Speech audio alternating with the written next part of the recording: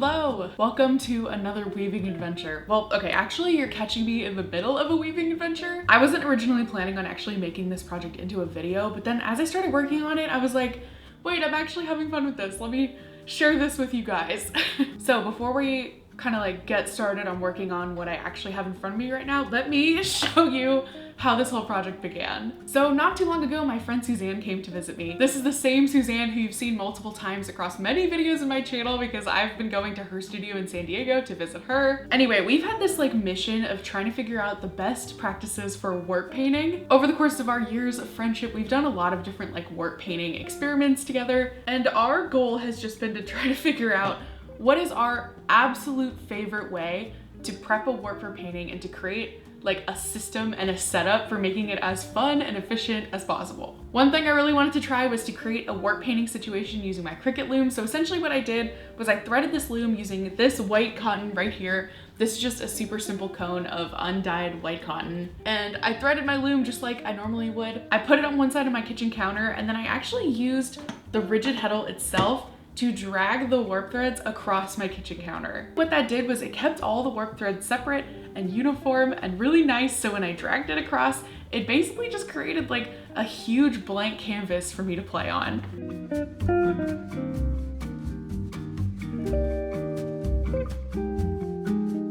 We then looked through my entire stash of fiber reactive dyes. We picked out our favorite colors between the two of us, like what was inspiring both of us in the moment. I made them up into little stock solutions, which I thickened with sodium alginate, and then we just had a painting party, and it was wonderful.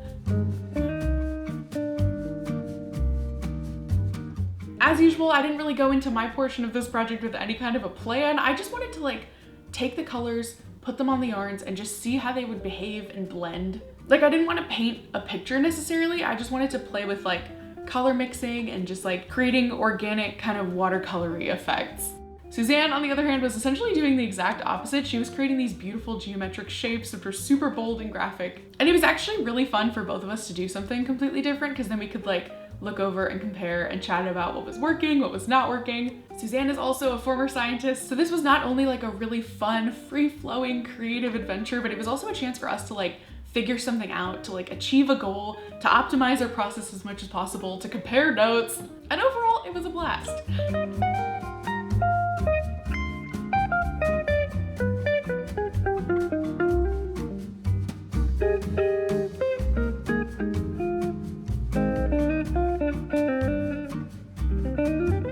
When we were all done painting, our warps were across the table and just absolutely soaking wet, which normally wouldn't be a problem, like you would just let it dry overnight, but I kind of needed my kitchen counter, so we were trying to figure out how to like maybe dry them off just a little bit so the drying time wouldn't be as long. I then had an idea, just because the colors in front of us, like on our warps, were so beautiful and so vibrant. It just felt like such a waste to take a paper towel and to just like mop it up. So I ran to my studio and I ended up grabbing some watercolor paper. And I took that paper and I basically just like gently pressed it into the wet warp threads. What that ended up making was this really cool watercolory stripe design, and that got my gears turning because I was like, oh, I can have fun with this. So Suzanne and I ended up using a couple sheets of watercolor paper just to dab all that excess dye, which I now have in my stash, and we might play with that a little bit later in this video. Yes, I know. I'm almost done talking, and then you're gonna get all the cuddles in the world. You just have to be a little bit patient. So anyway, once my warp was painted, I could just roll it back onto my Cricut loom, onto the back beam, just like you would any other warp, and voila, painted Cricut loom warp. And that's what I have in front of me right here. Hopefully you can see a little bit of that kind of like watercolory look on the back side of this loom. Like I said, I didn't really intend on making this a video at first, so I just went ahead and started weaving a little bit. I took this loom with me to my library weaving group and was kind of working on it a little bit on my own, so I maybe only have like a foot or so of this weaving actually done, but that does mean I have quite a bit left, and that means there's quite a bit to still record and to show you and to share with you. So here's the project that I've been working on, and let me actually open it up so you can see everything that I've made so far.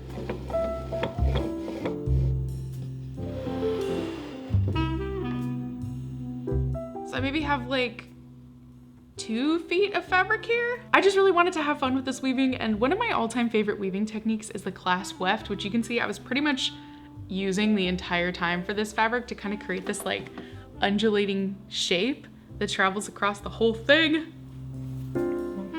come on. Okay, I might have to put you down.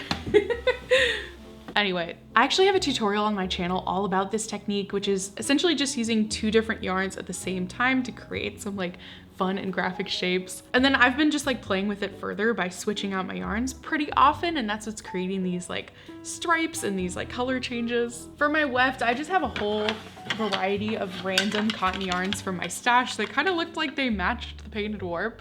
And then I also have that variegated yarn that I created when I was actually doing the warp painting, and that one is right here. And I think it looks pretty cool.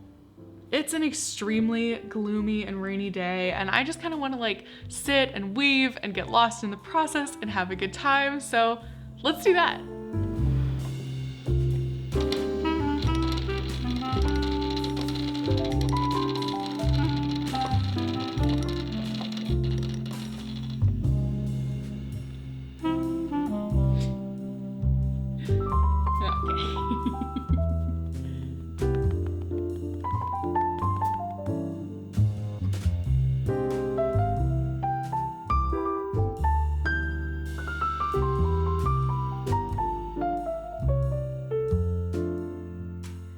For this weaving, I could have easily just picked like one super thin weft yarn and wove the entire project with just this one yarn to really show off this painted warp and to make it the star of the project. But the thing is, I just don't like weaving like that. I really like these more intricate hand manipulation techniques and playing around with bold shapes and changing up my yarns and just like messing around on the loom. So one of the things I actually wanted to explore with this project was whether or not a painted warp would actually be worth it with this specific style of super maximalist weaving that I like to do. Would the warp show up at all and actually add anything to the finished project? Or would it just kind of disappear and blend in and end up being a wasted effort?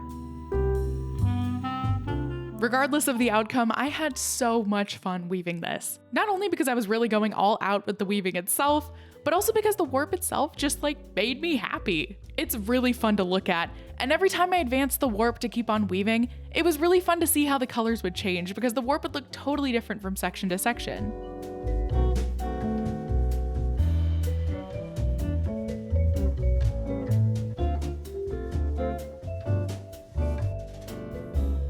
Once I reached the end of my warp, I removed the project from the loom.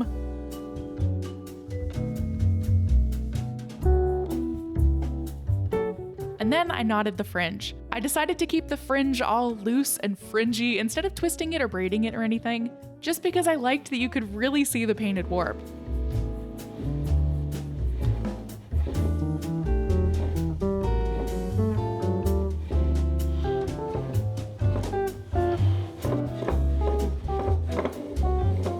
I then gave the fringe a little haircut just to even them out.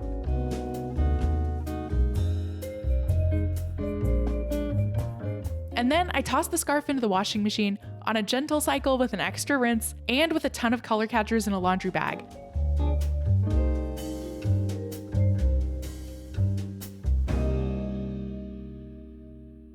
And here's how my finished, hand-painted and hand-woven scarf turned out.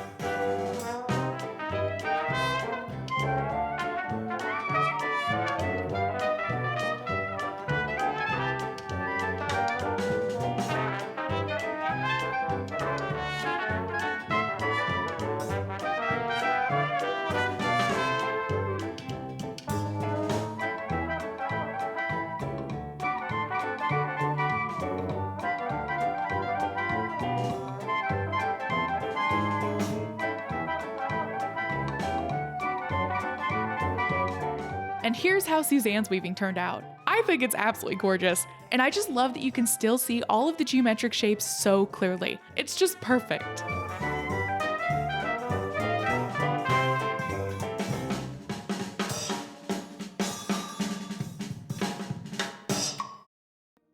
Also, I totally forgot to mention it, but I ended up creating a repeat with those watercolor papers from our warp painting process.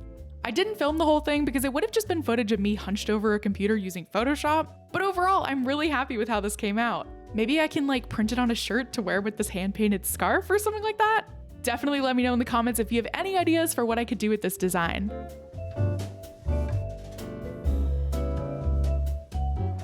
Well, what do you think? I'm actually really happy with this project, and I feel like the painted warp actually added a lot to the finished product. If this were just a solid warp, I think it also would have been fun, but it definitely would have been even more bold and graphic. I think by having this warp that kind of like fades in and out of different colors, it keeps it from being too flat, and I really like that. Also, call me crazy, but I kind of feel like this warp almost makes this scarf look like maybe it's a little bit shiny, just very subtly. I think that's because the way I painted it, I kind of like blended from light color to dark color to create kind of like movement across the warp. And overall, I think it's a really fun effect. I'm also just really excited to have another cotton scarf in my collection. Cotton scarves might seem kind of weird, but I find that they're actually extremely versatile closet pieces. Sometimes it's just too warm for like a super thick wool scarf, especially if I'm like at an indoor event or like a convention or something like that. I want to wear something woven, but oftentimes my wovens are just too hot. So this will perfectly fill in that space. So yeah, definitely gonna get a ton of wear out of this, and you will definitely see it in my future videos. And I'm really, really excited to paint some more warps. Okay, I've gotta go because walnuts are falling on my head. Bye! Thank you so much for joining me for this adventure. Don't forget to hit that subscribe button to see some more of what I'm up to in the world of textiles. And hopefully I'll see you in my next video. Bye!